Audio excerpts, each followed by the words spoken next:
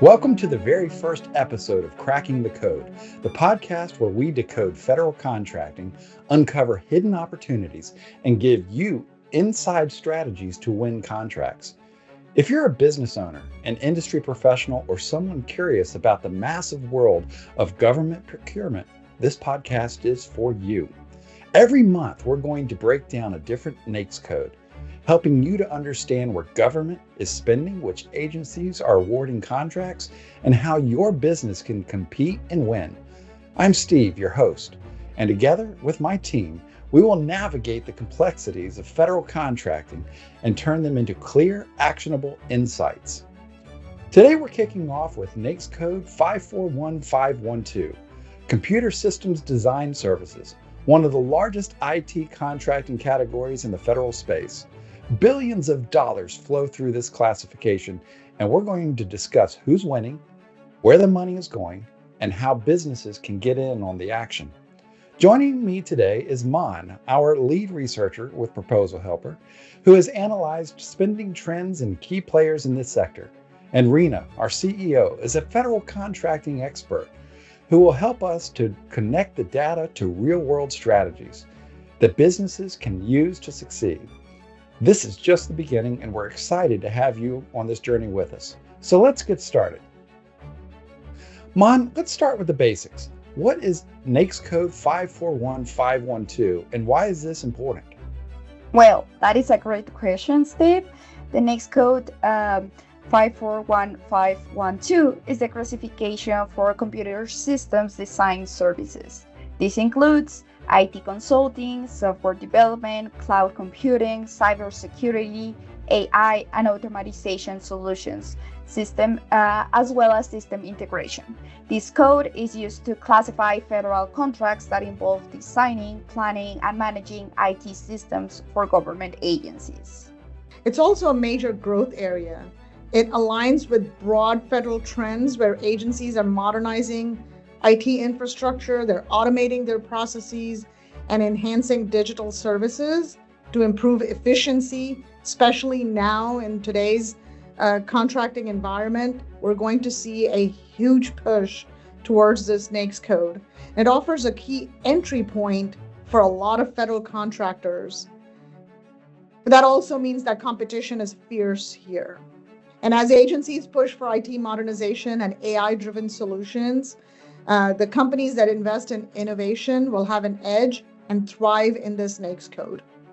That's interesting. So let's talk about the big spenders, Mon. So what's the deal with the DOD IT budget these days? What do you know about it? Yeah, well, when we analyze all this data, we realize that the DOD is the number one spender within the NAICS code 541512, awarding a staggering $26 billion in contracts from fiscal year 2020 to fiscal year 2024. But here's what's interesting. Well, we didn't not only check what was the DOD's IT's budget, but we also do the spending split among its sub-agencies. So if you see here, we have in first place the Department of the Navy, which had an award count up to 10,000 contracts and a money expend around $7.9 billion. In second place, we also have the Department of the Air Force with a drastic change in the award count. In here, we have up to 1,700 contracts and a money expend of $4.5 billion. In the same manner, we have the Department of the Army with 1,500 contracts count, as well as an expender of $5.2 billion. I was going to say, so what does this mean? Well, this actually means that each branch, even though they come from the same department, has different IT needs. And in this case, I was just going to say, does this mean that you guys actually will then prioritize contracts based upon the amount of spending that you see and so on and so forth? Yes, because it doesn't only mean that we need to focus on a sub-agency that has a large award count, because if they don't have the money, then in that case, all these contracts will have a low contract value, and that doesn't help for the revenue of the different businesses wanting to chime into the DoD. Interesting. So I'm just wondering what that would mean, for example, if the Navy spends a certain amount on logistics or IT infrastructure and the Air Force does a different spending, what would that mean to the different agencies? Yeah, let me chime in there, Steve. Exactly what you said, right? The Navy does, each branch of the military, of the DoD, when you look at it, they have very specific and unique needs. So while the 541, 512 NAICS code is the broad IT NAICS code, the specifics are different. And so depending on your company's capabilities, you might target a different branch of the DoD and a different sub-agency within the DoD. So you said, the Navy might spend very heavily on logistics and IT. The Air Force, they might prioritize cybersecurity and AI-driven systems. Army might have a different need. Where are your core capabilities is what we would ask companies to assess. But also think about it. The US government is increasingly focused on the Arctic and the South China Sea as potential next frontiers. So, what does that mean? It means technologies with advanced technologies in navigation, enhanced GPS, mapping, resilient communication networks to operate in these extreme conditions. So that's what companies should be thinking about when they think about where do I differentiate myself within this NAICS code. The DoD requires very sophisticated systems to process intelligence and strategic data. So that's where we would ask companies to look at within their growth patterns, look at innovative technologies where the mission needs are coming up. And so if you're bidding on DoD contracts, we would say, ask yourself, who is your target agency? What is their mission? And then what are their specific IT needs? Can you position yourself uniquely for those mission requirements? And winning DoD contracts, it really does require niche expertise. It's not one size fits all approach. So you really have to customize every company strategy to each individual contract opportunity. It's, like you said, it's not a one size fit all. Absolutely. So with that said, I'm kind of thinking about, okay, so that's DoD. What about Department of Transportation? We see a lot happening there. We're seeing spending all over the place. Mon, what do you think about that? Yeah, well, in this case, I do want to clarify that we actually did this report, and for everyone that is currently seeing us or hearing us, you will be able to download the full report. In this case, we just wanted to also take one example of more civilian agencies compared to the DoD, and in this case, we take the DOT. So if you see here, this is, first, it will blow your mind because compared with the DoD, we don't have thousands of contracts awarded. The DOT in total has awarded 2,092 contracts within this NAICS code, but it has been a roller coaster ride. So if we see here in the graph, we get that in 2020, they awarded around 290 contracts. They take a jump in 2021 and awarded 370 contracts. If we see, then it has been an upward tendency on how much contracts they awarded, because we have the biggest jump in 2022 with 480 contracts. But it now takes a fall in fiscal year 23 because we see that they only awarded around 450 50 contracts. And if we see now one more time in fiscal year 24, our latest fiscal year, we see that they one more time take a jump and awarded around mostly 500 contracts.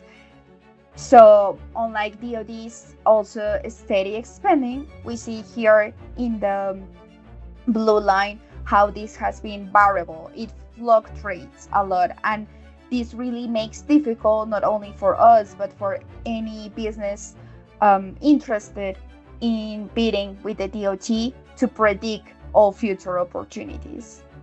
Now that's fascinating. So whereas the Department of Defense had a more predictable line of contracts, amounts of contracts, here, I mean, from any given year, you can see massive fluctuations in the number of contracts. And I guess even though it's the same NAICS code, contractors, you're still looking at the same NAICS code, but across the different agencies, you're seeing massively different amounts of spending.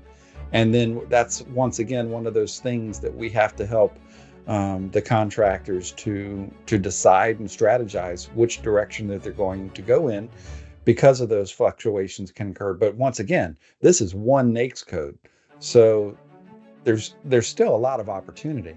And in spite of that fluctuation, Rena, what do you think? Yeah, I mean, DOT's budget until now was driven by the infrastructure bills. There was a huge influx of infrastructure investment and Jobs Act, which was enacted in 2021, and it provided substantial funding. There is a possibility that these funds will get distributed differently based on the different priorities of the new administration. It might actually move a lot to the state level. So we'll see how this funding goes, but we do see that it'll stabilize or even decrease a little bit at the federal level.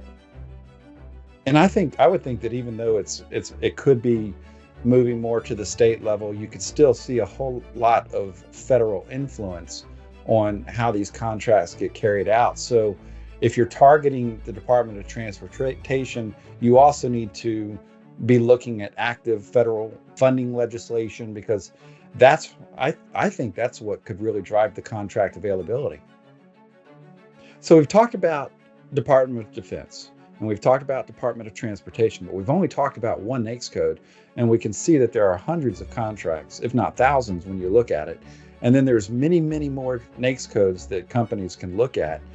One of the things that we have, if I can put in a shameless plug, there is an awesome downloadable MA IDIQ report at Proposal Helper's website. You could see it in the link below. But what's really neat about that report is this will open your eyes to all of the behind the scenes information that we are finding out about that contract as we are exploring these opportunities for different companies. It really doesn't matter if you're a large company or a small company. This can apply to you. Because this is federal contracting is a really great opportunity for large corporations. What do you guys do to help the small corporations even have a shot in this world of contracting? Well, that is actually a really good question. I know that possibly most businesses that will be hearing us are small businesses, but this applies to, as well you mentioned, to small and large businesses. And under this NAICS code, we actually have both opportunities. So if you see here, you will see that, of course, large businesses dominate overall spending. And with that, they also won most of the contracts. And potentially, we could say that these contracts have a larger contract value. But small businesses have a specific set-aside programs. And if we see here, we also did the distribution of all the small business awards by socioeconomic set-aside. We see here that compared to our expectations a little bit, under the NAICS code 541512. Because of the recent developments and changes that we're hearing, will that impact the socioeconomic set-asides? And I just want to point out to our listeners that there's lots of research already published on this. We do not see a change nor an impact to small business spending. 541512, as I mentioned at the beginning of this discussion, is a great entry point, especially for small businesses, because of the large spending, because of the number of contracts that are available within this NAICS code. And I agree with Mon, having a socioeconomic certification does give you a boost, but agencies are going to look for capabilities first. and your socioeconomic set aside is a good or nice to have. So please keep that in mind. And the key for small businesses is really to leverage these set aside programs to differentiate themselves.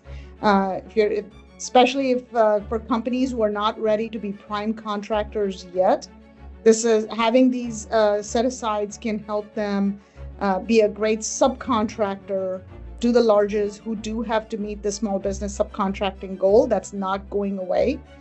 Again, don't be in a rush to get into the 8A program, but there's a really nice and a strong report and a 9-year roadmap checklist that we have on our website to guide your 8A journey once you are in that program. So I'd encourage you to go look at that, download that report as well. It is different. We are a little bit controversial. We don't subscribe to what the common knowledge is in the industry. In fact, a little bit against the grain of advice from the SBA, because we bring real world experiences from hundreds of 8A companies that we have supported, and through their successful journeys, we've taken those lessons and put together a checklist of what you should do throughout your 8A journey. So take a look at that. I think you'll find that very useful. That is really fascinating. So on this journey, what would you say to companies as to when they need to get involved with you to start deciding, how am I going to go after this contract? I mean, is it once the solicitation comes out, or is it the pre-solicitation stage? How do you help companies figure out when to get involved and where to get involved? Yeah, that's a great question, Steve. And, that's one of the differentiators when Proposal Helper started 15 years ago. We really did not want companies to be worried about their BNP spend on proposals and wait till the last minute when the RFP is dropped to engage the proposal team. We wanted companies to feel comfortable, get involved as early as possible. So to answer your question, because we don't charge by the hour, we charge a fixed price. There's really no reason for companies to wait till the RFP drops. Get us engaged, get the proposal team to start engaging and collaborating with your capture team as early in the process as possible. So that's part of that roadmap that you were talking about, I'm assuming. No, so the 9-year roadmap that I was talking about is more about a company who has finally received their 8A certification. They have 9 years in that journey, right? This is not unlike the SDVOSB, WSB, or HubZone. This is not a certification you hold in perpetuity. You have 9 years. And so it is really key to make sure you plan your 9-year journey and know what to do at what point in that major milestone journey of 9 years. That's what that report is all about. Oh, fascinating. So, kind of wrapping this up, what are our biggest takeaways? We've talked about the Department of Defense. We've talked about the Department of Transportation today within this NAICS code. And, we've talked about large or small businesses. What do you think, Mon? What have we really learned in all of this? If I could say, our biggest takeaways are 3 mainly. First, the DoD is the top spender, but don't forget each branch has unique IT needs. In second place, the DoT is unpredictable, so really timing is the key here. And number 3, small businesses can win, but they need to find innovative opportunities and use set-asides as well as subcontracting. So if you're really interested in getting to know more about what happens within this NAICS code, please download the report below. And Rina, do you have any last takes you want to mention? No, I think we've covered it all. And like you guys have mentioned multiple times, we barely just scratched the surface. But we wanted to introduce an understanding of what has happened with this specific NAICS code, and I'm looking forward to deep diving into the different NAICS codes as we research them. There's a lot of research that has gone in on this, so I appreciate my team doing it, but really gives me a lot of optimism As long as you can define your niche and differentiators, and we have strategies to help you do that, you can reach out to our sales team to get that call scheduled, see how we can help you better understand how in this competitive landscape, specifically in this NAICS code, how do you find that niche without having to spend your entire make a huge investment on R&D to build capabilities? How can you hit that ground running? We've helped many companies through that, so would love to talk to you as well. Man, I am ready to sign up as a contractor. Well, I feel like I've learned a lot today. Mon, Rena, this has been very insightful. I've learned about this NAICS code and all of the opportunities that exist for it, whether it's DOD, Department of Transportation. I know that if I'm a large business or a small business, you have solutions that can help those businesses navigate into this complex waters of government contracting. So what I'd like to ask everyone to do is subscribe to us, leave a review, follow us on social media, go to proposalhelper.com and bidexecs.com. You're going to find a load of fantastic information to help you in your business development journey, your proposal writing management, and you can download our free reports, whether it's an IDIQ report, or better yet, why don't you subscribe to a 2-week trial to really learn what this business development is all about within the contracting space. So we look forward to seeing you. We look forward to working with you. And until next time, keep bidding and keep winning.